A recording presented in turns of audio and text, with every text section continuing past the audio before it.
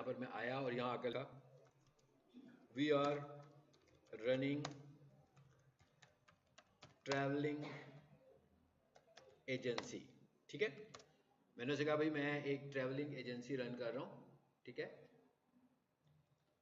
Suggest me posting ideas for my company including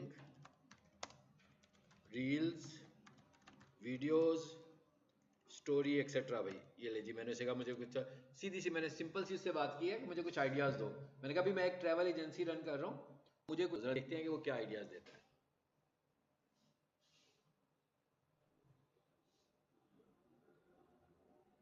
बस मैंने इसकी एक दो शक्ल दिखानी है ताकि आप घर जाके इसको खुद अच्छे तरीके से देखें। जी आ गया। Your content needs to do 3 things: inspire, educate and build trust. कहता है भाई आपने सोशल मीडिया पे जो अपना काम करना है उसमें आपने लोगों को इंस्पायर करना है, ठीक है।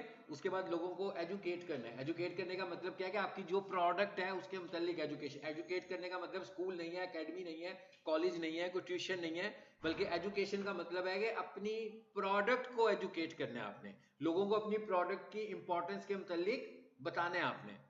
और उसके बाद फाइनली आपने अपना ट्रस्ट बिल्ड करना है। अभी बात खत्म नहीं हुई है, ठीक है। बता रहा है कि कैसी होनी चाहिए Instagram, TikTok reels and YouTube shorts. कह रहा है इस तरह का काम आप इन प्लेटफॉर्म्स पे करो।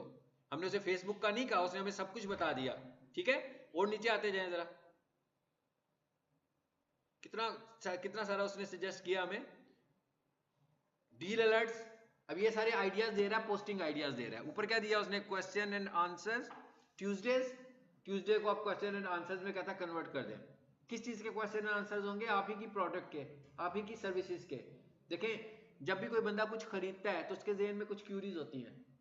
तो जब आपके सोशल मीडिया के ऊपर उन सब क्यूरीज को खुद ही से पहले से सवाल बनाकर और जवाब बनाकर दिखा दिया जाए तो लोगों का ट्रस्ट आप पे बिल्ड होगा।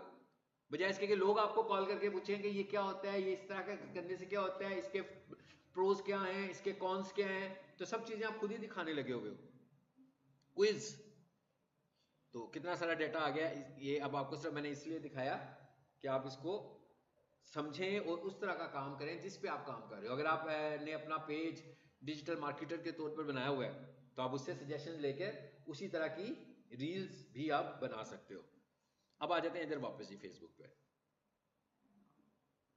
आप ये देख लें, इस पे पोस्टिंग्स आ रही हैं, नजर हमें आ रही है ना। अच्छा, अब ये पोस्टिंग्स आई हैं भाई, ये जरा देखते हैं कि ये पहली पोस्ट जो आ रही है ये क्या लिखा हुआ है, सी इनसाइट्स एंड एड्स। इस पे क्लिक करो जरा। आपने यहाँ पर जो पोस्ट बनानी है वो किस तरह की बनानी है? यहाँ पर आपने जो पोस्ट बनानी है उसका साइज स्क्वायर होना चाहिए। स्क्वायर साइज का मतलब क्या होता है? विड्थ और हाइट एक जितनी, और 1080 by 1080 is the recommended size, is the recommended square size. ऐसी पोस्ट आपको तमाम सोशल प्लेटफॉर्म पर चल जाएगी। फेसबुक पे भी चलेगी, इंस्टाग्राम पे भी चलेगी, टिकटॉक पे भी चलेगी, यूट्यूब के ऊपर भी जो पोस्ट लग रही होती हैं वहां पर भी चल जाएगी। सो ये एक ऐसा साइज है जो हर जगह चलेगा। बट यहां पर ये पॉइंट समझना ज्यादा जरूरी है कि क्या सारे प्लेटफॉर्म्स पर एक ही पोस्ट चला दें? मतलब एक और इंपॉर्टेंट बात है, मतलब जो फेसबुक का यूजर देखना चाहता है क्या इंस्टाग्राम का यूजर भी वही देखना चाहता है? जो इंस्टाग्राम का यूजर देखना चाहता है क्या टिकटॉक का यूजर भी वही देखना चाहता है? एक तरीका तो है ना कॉपी पेस्ट। अब होगा क्या भाई, 5 प्लेटफॉर्म्स है आपके पास, एक्स पे भी काम कर रहे हो, लिंक्डइन पे भी काम कर रहे हो, टिकटॉक पे भी काम कर रहे हो, इंस्टा पे भी काम कर रहे हो, फेसबुक पे भी काम कर रहे हो, पोस्ट एक ही चल रही है सब जगहों पर। तो जिस प्लेटफॉर्म पर आपने पहली पोस्ट की वहां पर तो वो ओरिजिनल कंटेंट होगा, तो बाकियों के प्लेटफॉर्म पर तो वो डुप्लीकेट में आ जाएगा। तो डुप्लीकेट कंटेंट को तो सोशल वैसे ही इतना ज्यादा प्रेफर नहीं करती प्रोफाइल्स। तो इसका मतलब क्या हुआ कि ज्यादा बेस्ट आइडिया तो यही है कि हम हर प्लेटफॉर्म के मिजाज के मुताबिक देखें कि वहां पर लोग क्या देखना चाहते हैं और किस तरीके से देखना चाहते हैं, तो उसी तरीके से हम उनके लिए पोस्टिंग्स बनाएं।